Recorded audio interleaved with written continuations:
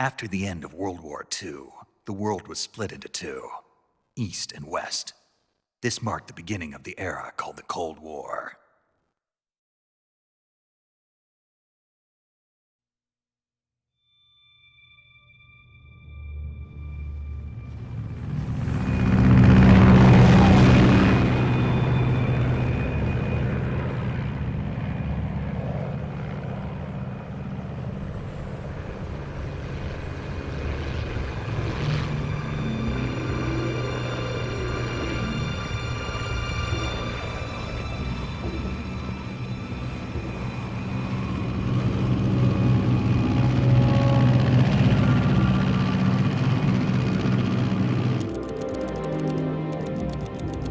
Pakistan, altitude 30,000 feet.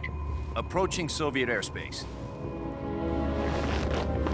20 minutes to drop off. Commencing internal depressurization. Equipment check. Arm main parachute. All right. You ready to go? Drop zone still showing a high pressure mass. Cav okay. Good. We've got high visibility.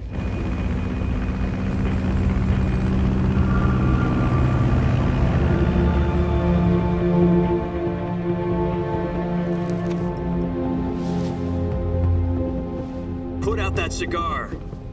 Connecting oxygen hose to interior connector. Put on your mask.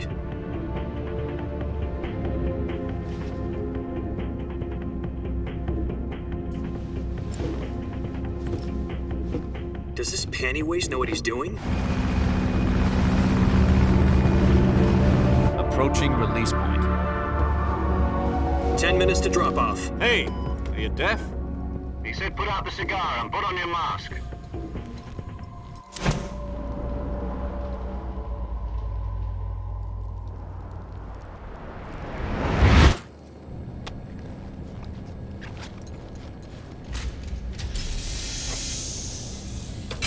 Depressurization complete. Checking oxygen supply. 6 minutes to drop off. Opening rear hatch.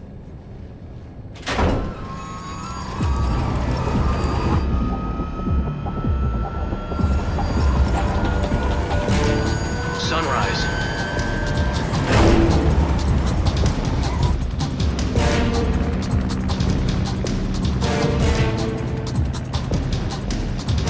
External temperature minus 46 degrees Celsius. 2 minutes to drop off. Stand up.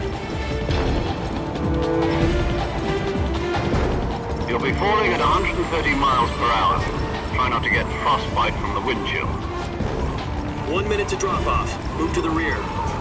Activate bailout bottle. This is one for the history books. The world's first halo jump. 10 seconds to drop off. Stand by. Status okay. All green. Prepare for drop-off. Countdown. 5, 4, 3, 2, 1. Spread your wings And fly. God be with you.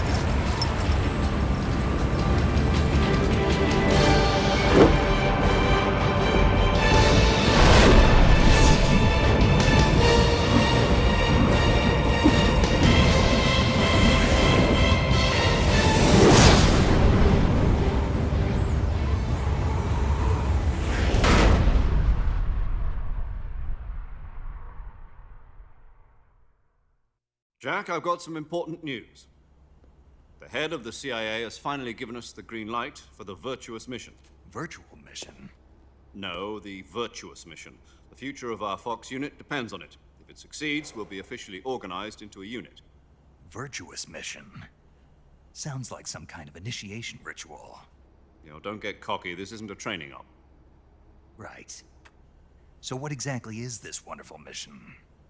Well, about 2 years ago, a certain Soviet scientist requested asylum in the West through one of our moles. His name is Nikolai Stepanovich Sokolov. He's head of the OKB-754 Design Bureau, one of the Soviets' top-secret weapon research facilities, and the East's foremost expert on weapons development. Sokolov? Isn't he that famous rocket scientist? The very same. On April the 12th, 1961, the Soviets achieved the first manned spaceflight in history. The Earth was blue, but there was no God. Well spoken. The rocket that carried Yuri Gagarin into orbit was the A-1, known as the Vostok rocket. Sokolov is said to be the man most responsible for the multi-engine cluster used in that rocket. After Gagarin's flight, Sokolov left rocket development to become the head of the newly established Design Bureau. From a lowly technician to head of a design bureau, that's quite a success story, so why do you want to defect? It seems he'd become afraid of his own creations. Afraid? Call it a crisis of conscience. And for that, he left his country and his family behind and went over the fence? Not exactly. One of his conditions was that his family was also to be taken safely to the west. We used a mole to get the family out first and succeeded in sneaking Sokolov over the Berlin Wall shortly afterwards. I was the one who conducted the operation. The security on the eastern side was still full of holes back then. Then what?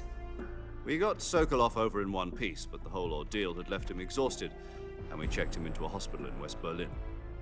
It took him 2 weeks and more than 600 miles to get from the research facility in the Soviet Union to Berlin. He was in no condition to say anything coherent. And it was only a week later that we had something much bigger on our hands. The Cuban Missile Crisis. October the 16th, 1962, President Kennedy received word that the Soviets were in the process of deploying intermediate-range ballistic missiles in Cuba. The President demanded that the Soviets dismantle and remove the missiles. At the same time, he announced a naval blockade to prevent further missile shipments from reaching Cuba. But the Soviets didn't back down, instead placing their armed forces on secondary alert. Soviet transport ships carrying missiles continued on course towards Cuba. US and Soviet forces went on alert for an all-out nuclear war. Frantic negotiations were conducted through the UN's Emergency Security Council and unofficial channels to end the hair-trigger standoff. Finally, on October the 28th, the Soviet Union agreed to remove its missiles from Cuba, and so the world avoided a nuclear holocaust. But in order to get the Soviets to pull their missiles out, we had to make a deal. You mean the one where the US agreed to remove its IRBMs from Turkey? No. The Jupiter IRBMs deployed in Turkey were obsolete, and we were going to get rid of them anyway. They had no strategic value whatsoever to either the US or the Russians. The Turkey deal was a ruse, a cover story that was fed to the other intelligence agencies around the world. So what did the Russians really want? Sokolov. They wanted us to return Sokolov. You mean the Soviets pulled out of Cuba just to get their hands on Sokolov? That's right. What the hell was he working on? At the time, we had no idea. We were running out of time. It was either give up Sokolov or risk full-scale nuclear war. In the end, we had no choice. President Kennedy gave in to Khrushchev's demand. The next day, I got Sokolov out of the hospital, handing him over to agents on the eastern side. Sokolov kept on screaming, "Save me," until he disappeared from my sight. Then a month ago, we received some new information from one of our moles. About Sokolov? Yes. He was taken back to the research facility and forced to continue working on the weapon in question under KGB supervision. What's more, it's on the verge of completion. So what kind of weapon is it? Something to do with space rockets? No, missiles. Same technology. I guess you're right. We don't know the details, but it appears to be a new kind of nuclear device. For half a year now, the Soviets have been conducting frequent nuclear tests at Semipalatinsk. Something to do with the weapon, I assume. We're talking about a secret weapon so big that Khrushchev was ready to pull out of Cuba to get it back. Is Sokolov still in the facility? No. According to our intelligence, he's in Selinoyarsk, a place in the mountains about 3 miles to the west that's known as the Virgin Cliffs. The Virgin Cliffs. Nice name for a virtuous mission. They moved him there just recently. Why? Apparently, they're conducting a field test of the weapon, but it's our best chance to get him back. This mission would never have been possible if he was still in the research facility. This is our last chance. Sokolov must have known that too when he contacted us.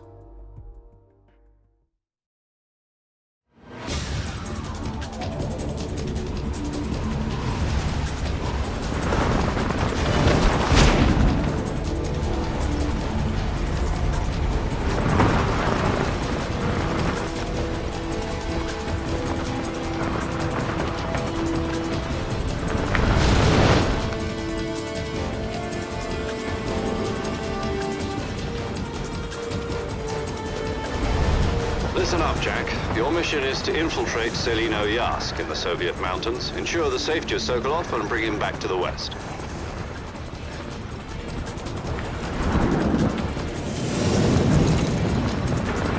If we don't get Sokolov back before that weapon is complete, we'll be facing a major crisis. The clock is ticking.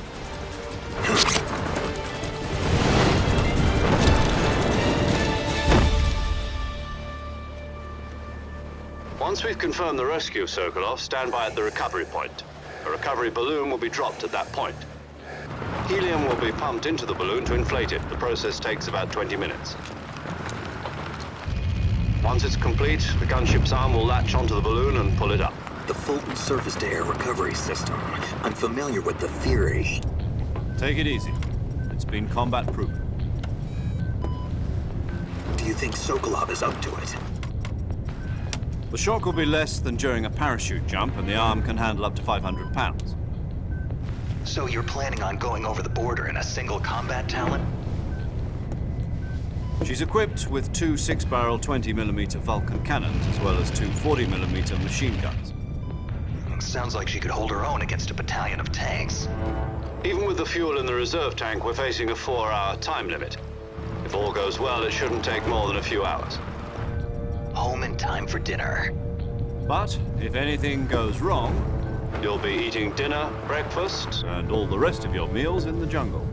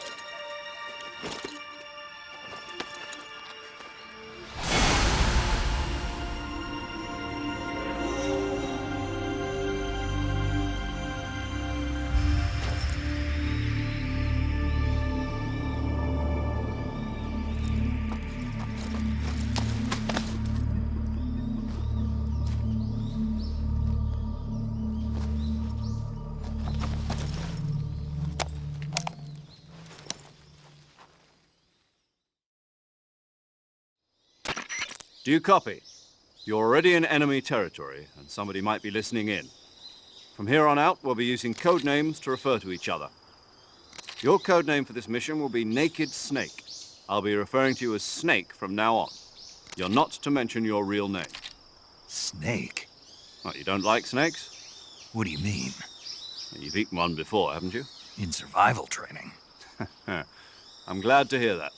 I don't know if I'd ever order one in a restaurant, but... Be careful, you might not have a choice. What about you, Major? What should I call you? Let's see. I'll be Tom. Call me Major Tom. This will be a sneaking mission. You must not be seen by the enemy. You must leave no trace of your presence. Is that clear? This kind of infiltration is the Fox unit's speciality. In other words, weapons and equipment are procured on site. That goes for food as well. You're completely naked, just as your name implies. Great. Now I see why you asked me if I like snakes. I suppose calling me Snake was your idea of a joke, too. No. There's a good reason for that. I'll tell you later when the time is right. Gotcha. Getting back to the subject, how exactly am I supposed to feed myself? You've been issued a knife and a tranquilizer gun. Use them to hunt for food. You'll also find some medical supplies in your backpack. Yeah, about the backpack. I lost it in a tree on the way down. I see. Well, you'd better go back and get it then. You know where it is? No problem. I can see it from here. It's stuck on a branch. To climb a tree, Stand in front of a tree that's covered in ivy and press the action button. I'll be monitoring your progress over the radio. We can't risk violating Soviet airspace, but I'll be in the gunship. My frequency is 140.85. I'll give you a call if I need to talk to you. If you need to talk to me, use the send function. Okay, Snake, go get your backpack.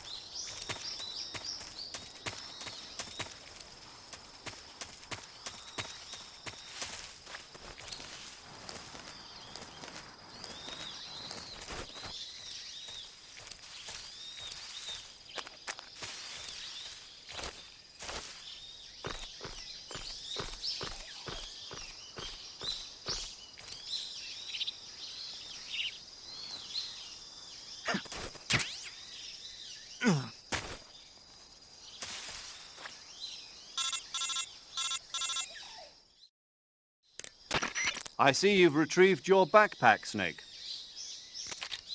To equip a weapon, it's necessary to take it out of your backpack. In the survival viewer, choose Weapon from the backpack.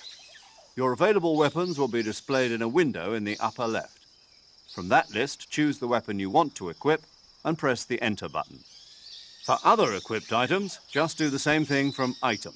Got it. Use the survival viewer backpack. Yep, that's right. Survival is fundamental to this mission. After you've been out in the field for a while, your stamina will start to drop. If your stamina gets too low, it'll affect your performance. You won't be able to shoot accurately, for example, and your wounds won't heal as smoothly. Keep an eye on your stamina so you don't run out. To recover lost stamina, you can hunt for local flora and fauna. You can use either your tranquilizer gun or your knife to hunt. My only weapon is a Mark 22 Hush Puppy tranquilizer gun? That's right. It's been fitted with its own suppressor. However, the suppressor will deteriorate every time you fire. Once its durability reaches 0, the noise suppression effect will be gone. So don't get too trigger-happy with it. The suppressor's durability is shown in the icon. Any weapons and equipment beyond what you're carrying now, you'll have to find as you go. I have to find my own weapons and equipment? Whose crazy idea was this anyway? Solo covert actions are standard Fox operating procedure. You can't leave any traces of your presence. No weapons, equipment, footprints, sweat, or bodily waste. The same goes for bullets and cartridges, too. Your presence in enemy territory is already a violation of international conventions of warfare. There aren't supposed to be any American soldiers in Russia. It could spark an international incident. You can't let anyone see you. You can't let the enemy know you're there. This is a stealth mission. You're a ghost, Snake, in every sense of the word. And there'll be no rescue if you're captured. The military and US government will deny any involvement in the affair. Then I'll just have to take care of myself, huh? I'm afraid so. You've been given a fake death pill for that purpose. SIS guidelines stipulate that soldiers on covert ops like this one be issued a potassium cyanide capsule. Tape it to your body so you can take it when you need to. How generous of you. Use it if you're taken prisoner by the enemy. It'll send you into a state of false death for a short time. Fooling them into thinking that I'm really dead. So how do I come back to life? Just take the revival pill. You mean that thing they put in my tooth before the mission? That's the one. But be careful. If you remain in a state of false death for too long, nothing will be able to bring you back. Remember that. I'll keep it in mind. You said this was a solo mission, right? Right. I guess that means I can't count on any reinforcements. Correct. The mission rests entirely in your hands. A real one-man army. Relax. There's a support team ready to back you up over the radio. Who? I'll introduce them to you. This time, survival is of utmost importance. The first member of the support team will be in charge of monitoring your physical condition, acting as a medic, so to speak, as well as recording your mission data. She's a member of Fox as well, and she's here on the gunship with me. She? Hello, Snake. I'm paramedic. Nice to meet you. Paramedic. As in a medic who comes in by parachute. Aren't you going to tell me your real name? Are you going to tell me yours, Mr. Snake? My name, huh? It's John Doe. And they call you Jack for short. You're a regular Captain Nemo. A name means nothing on the battlefield. After a week, no one has a name. What's your name? Jane Doe. Very funny. I wasn't joking, but I'll tell you my name only if you manage to make it back alive. My frequency is 145.73. She's also in charge of recording your mission data. Whenever you want to save, send a message over the reserved save frequency, 140.96. So saving lets me record my mission data. That's right. It also records the state of your health. Good to know. There's one more person I want to introduce you to, Snake. Huh? Speaking of snakes, you remember the boss, don't you? A legendary soldier and your mentor. Actually, it was the boss that got the DCI's authorization in the first place. She's going to be serving as Fox's mission advisor. The boss is? She also helped me plan this mission. She and I were at SAS together. Jack, is that you? How many years has it been? Boss? That's right. It's me. Talk to me. Let me hear your voice. It's been 5 years, 72 days, and 18 hours. You've lost weight. You can tell just by the sound of my voice. Of course I can. I know all about you. Really? Well, I don't know anything about you. What's that supposed to mean? Why'd you disappear on me all of a sudden? I was on a top-secret mission. You didn't need me anymore. But there were still so many things I wanted you to teach me. No, I taught you everything you needed to know about fighting techniques. I taught you all I could. The rest you needed to learn on your own. Techniques, sure. But what about how to think like a soldier? How to think like a soldier? I can't teach you that. A soldier needs to be strong in spirit, body, and technique. And the only thing you can learn from someone else is technique. In fact, technique doesn't even matter. What's most important is spirit. Spirit and body are like two sides of a single coin. They're the same thing. I can't teach you how to think. You'll just have to figure it out for yourself. Listen to me, Jack. Just because soldiers are on the same side right now doesn't mean they always will be. Having personal feelings about your comrades is one of the worst sins you can commit. Politics determine who you face on the battlefield. And politics are a living thing. They change along with the times. Yesterday's good might be tomorrow's evil. Is that why you abandoned me? No, it had nothing to do with you. I already told you, Jack. I was on a top-secret mission. A soldier has to follow whatever orders he's given. It's not his place to question why. But you're looking for a reason to fight. You're a natural-born fighter, but you're not quite a soldier. A soldier is a political tool, nothing more. That's doubly true if he's a career soldier. Right and wrong have no place in his mission. He has no enemies and no friends. Only the mission. You follow the orders you're given. That's what being a soldier is. I do whatever I have to get the job done. I don't think about politics. That's not the same thing. Sooner or later, your conscience is going to bother you. In the end, you have to choose whether you're going to live as a soldier or just another man with a gun. There's a saying in the Orient, loyalty to the end. Do you know what it means? Being patriotic. It means devoting yourself to your country. I follow the president and the top brass. I'm ready to die for them if necessary. The president and the top brass won't be there forever. Once their terms are up, others will take their place. I follow the will of the leader, no matter who's in charge. People aren't the ones who dictate the missions. Then who does? The times. People's values change over time, and so do the leaders of a country. So there's no such thing as an enemy in absolute terms. The enemies we fight are only enemies in relative terms, constantly changing with the times. As long as we have loyalty to the end, there's no point in believing in anything, even in those we love. And that's the way a soldier's supposed to think? The only thing we can believe in with absolute certainty is the mission, Jack. All right, but do me a favor. What is it? Call me Snake. Snake. Oh, right. Your code name is Snake. It suits you well. That's right. The legendary unit that the boss put together during World War II was a snake. The Cobra unit, a group of heroes that brought the war to an end and saved the world. As long as you've got a legendary hero backing you up, you'll be fine. Isn't that right, Snake? Yeah, I can't think of anyone else I'd rather have with me. Oh, and one more thing, boss. Yes? It's good to hear your voice again. Same here. After all, who knows if either of us will make it out alive? Snake, you are always best at urban warfare and infiltrating buildings. But this is the jungle. Survival is going to be key. Those CQC techniques I taught you are sure to come in handy. CQC? Close quarters combat, huh? I've been in the Green Berets for the past few years. I'm probably pretty rusty. Not to worry. I'll be here to help you remember. After all, this is your first actual survival mission. I'll be supporting you over the radio. Where are you, boss? Next to the Major?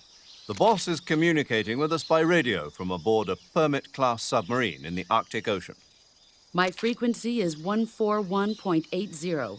Call me if you need my advice on battle techniques. Gotcha. Your mission is to retrieve Dr. Sokolov. Dr. Sokolov is being held in an abandoned factory located to the north of your current position.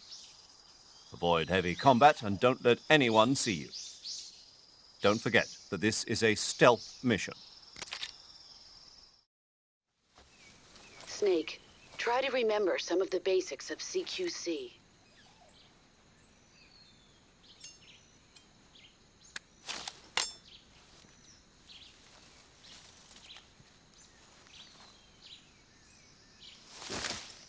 Commencing virtuous mission now.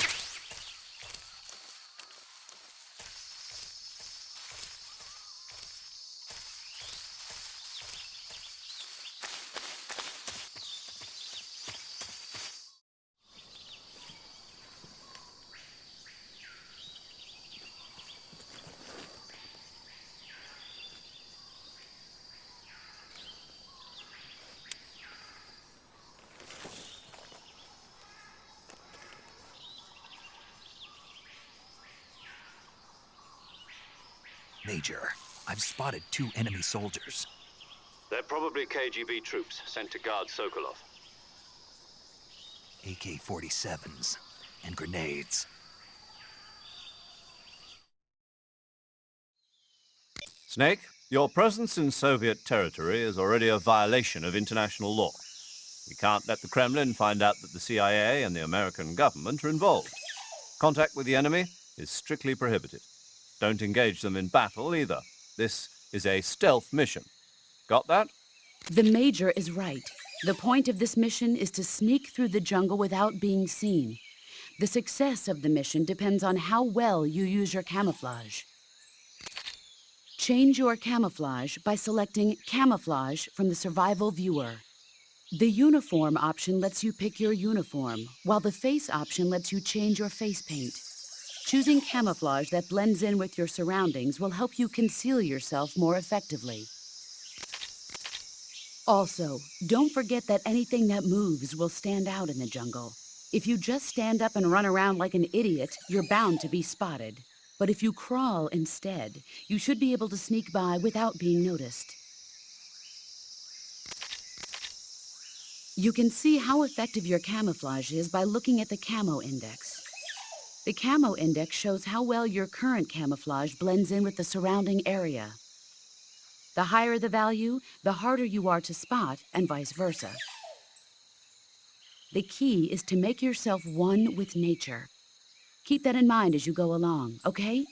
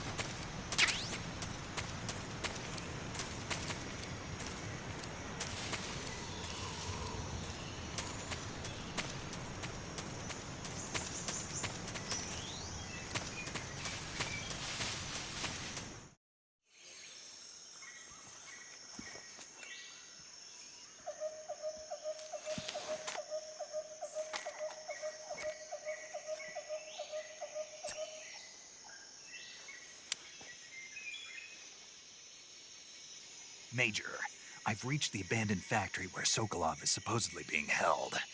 This place is a dump.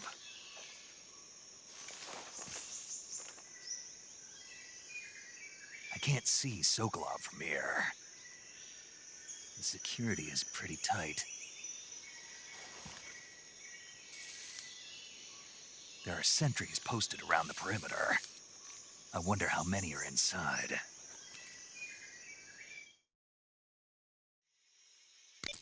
Your objective, Sokolov, is inside the factory. They should be holding him in a room in the northeast section. Northeast section. Got it. Be careful. Your mission is to bring Sokolov back alive. He must not be exposed to any kind of danger. Do not approach Sokolov while in the alert phase. Right. Oh, and one more thing, Snake.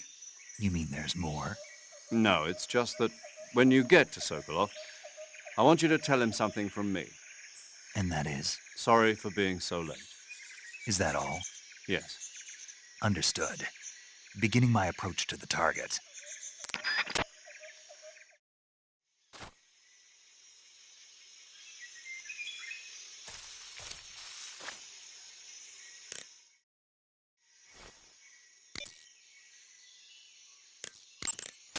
Saving the game, Snake?